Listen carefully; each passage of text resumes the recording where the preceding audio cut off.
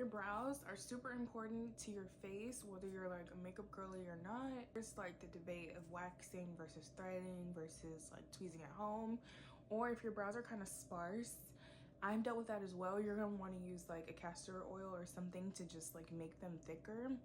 Mine are both sparse and like their natural color isn't very dark. So I'm gonna show you guys how I do my at-home brow routine. I do this in between getting it threaded like every few months. If I got mine threaded more often, I would probably have like no brows left. But I want to show y'all how I go from this to this. I'm gonna get started with my brows in their natural state. I haven't had them done in months, but I haven't plucked them or anything at this point in probably like 6 weeks. And I'm using Meltoway. I got the guava butter one, and this is safe to use on your face, and then you leave it on for 2 minutes. While my brows are overgrown, I'm gonna go in with a spoolie and just make sure that I will still have some on my tail. And then this is a dry Q-tip because I put too much on. So make sure you have a few Q-tips near you. You want a dry one, you want one for the melt away. And then I'm gonna do the top part. I've been getting my brows done for years, so I have like a general shape that I know I like, and I know that I have like an arch. You see, I'm gonna go in on the other side and apply. I feel like this is my more favorite brow because one always cooperates more than the other one does. I'm gonna wait 2 to 3 minutes and start taking it off. I have wet my paper towel and I'm going in firmly because I want to make sure that I'm not spreading the melt away some more. I went one direction and then I went back the other, and I went back and forth a few times. I was not able to get every single hair with the melt away, and then in that case, I would just go in and tweeze some more.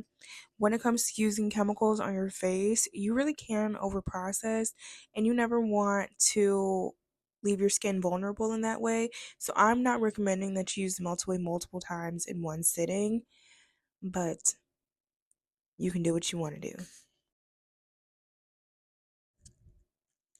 Man, look at all that hair that came out. That's all from one brow. I think that I didn't let it sit on long enough for brow one, but I was just trying so hard to make sure I didn't burn my face. This is the eyebrow tint kit that I actually really like, and it comes with developer instructions, and these are the capsules with the hair color in it. I believe it's called henna. That is the little mixing thing we're going to be using. And I got a Q-tip. You're going to need more than one Q-tip. I would say get like 3. And then I have it used to be a makeup brush, but it's to get like the fine point on your eyebrows. I start with one capsule and then I pour it in the mixer thing. And you can use the whole capsule. I have not needed to before, like just get just enough for my brows, but for the purpose of this video, I used the whole capsule. And then you're going to put the developer inside the mixer, and then this is going to help your eyebrows take to the color, because if you just put the color right on top, it won't bind for the people that have never colored hair. And I'm gonna mix it with the Q-tip. It doesn't mix very well because I need more developer, so I'm gonna add that. You want to mix until you have like a good consistency to spread it on your brows. And remember that your brows are like a small surface area, so it should not be too thick.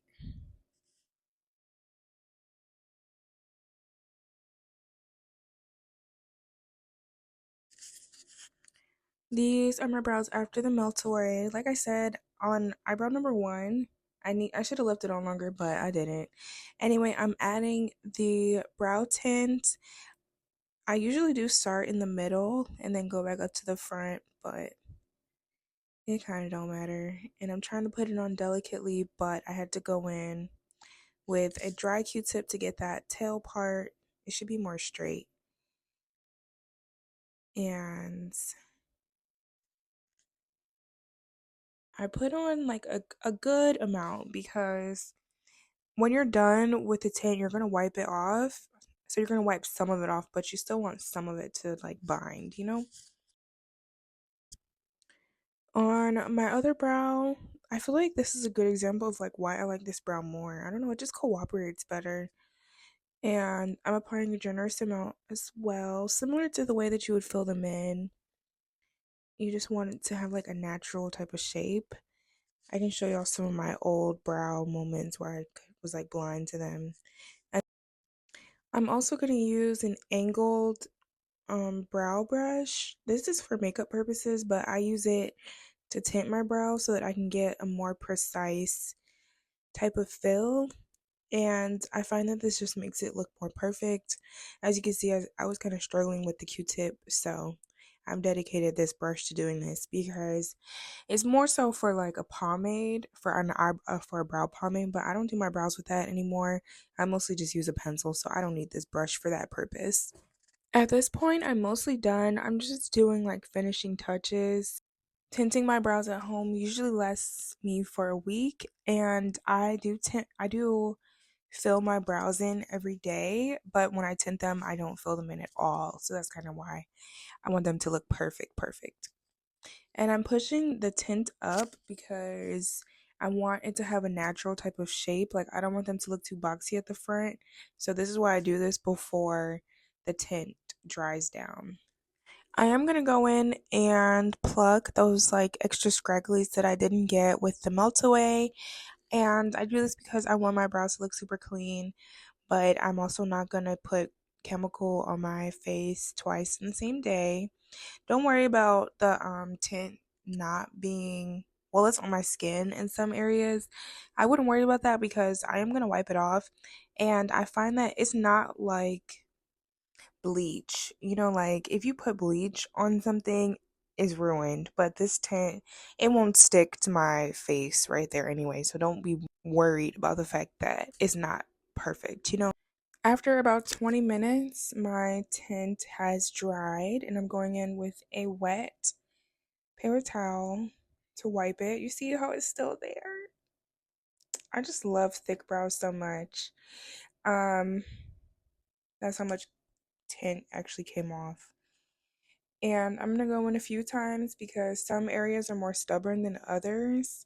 I find that when I wash my face, the perimeter that looks stained kind of, it goes away quickly. So you don't have to worry about that.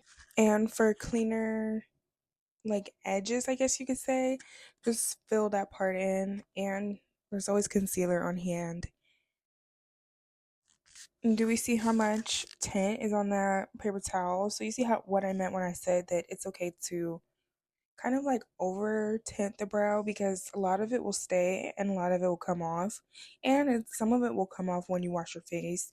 I do avoid my brows for the first 2 or 3 days so that I can get the full effect of tinting them.